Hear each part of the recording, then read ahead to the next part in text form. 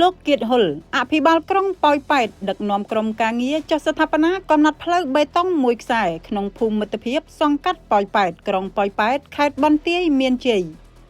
ក្រុងប៉ោយប៉ែតនៅព្រឹកថ្ងៃទី4ខែធ្នូឆ្នាំ2024នេះអាជ្ញាធរក្រុងសង្កាត់ប៉ោយប៉ែតដឹកនាំដោយលោកគៀតហ៊ុលអភិបាលក្រុងប៉ោយប៉ែតបានចុះស្ថាបនាកំណត់ផ្លូវបេតុងមួយខ្សែមានប្រវែងជាង300ម៉ែត្រស្ថិតក្នុងភូមិមិត្តភាពសង្កាត់ប៉ោយប៉ែតក្រុងប៉ោយប៉ែតខេត្តបន្ទាយមានជ័យដើម្បីជួយសម្រួលនៅចរាចរណ៍ជូនបងប្អូនប្រជាពលរដ្ឋកុំឲ្យមានការលំបាកក្នុងការធ្វើដំណើរដោយកន្លងមកផ្លូវមួយកន្លែងស្ថិតនៅទីតាំងនោះគឺជាផ្លូវលំហើយពេលមានភ្លៀងធ្លាក់ម្ដងម្កាលមកគឺមានការបែកផុកពពេកពបាច់ខ្លាំងជំរាបជូនថាកំណត់ផ្លូវបេតុងមួយខ្សែនេះប្រើប្រាស់លូចំនួន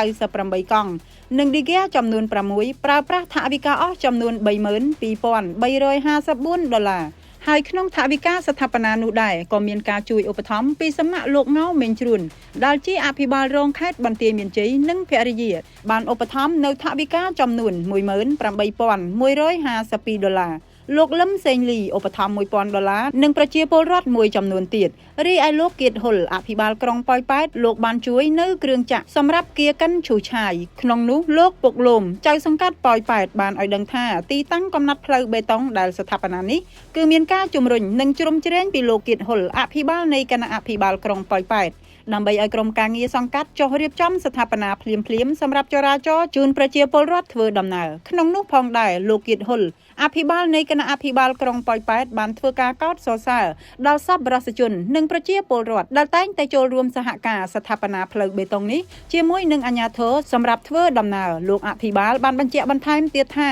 នៅក្នុងរដូវប្រាំងនេះទីតាំងផ្លូវដែលមានការខូចខាតទាំងប៉ុន្មានលោកនឹងចាប់ផ្ដើមបន្តជួសជុលឈូសឆាយឡើងវិញជាបន្តបន្ទាប់ទៀតជូនបងប្អូនប្រជាពលរដ្ឋដើម្បីកុំឲ្យមានផលវិបាកក្នុងការធ្វើដំណើរ